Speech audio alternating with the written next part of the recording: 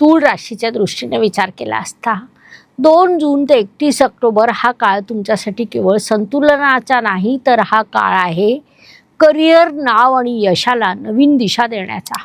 हा काळ करिअरमध्ये ग्रोथ घडवून आणेल, तुम्हाला एक स्वतंत्र ओळख प्राप्त करून देईल. जबाबदारी तुम्ही उत्तम रीतीने घ्याल, कारण गुरुदेव राशी परिवर्तन करून तुमच्या दशम स्थानात म्हणजे कर्मस्थानात येणार आहेत.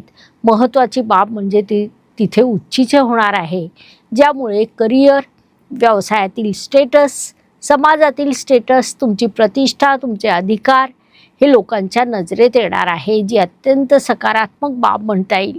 मात्र इथे एक साईड इफेक्ट होतो, तो म्हणजे तुम्ही तुमच्या अधिकाराचे पैसे मागण्यासाठी थोडं संकोच करता, परंतु तरीसुद्धा तुमच्या करिअरमध्ये प्रचंड विकास होईल.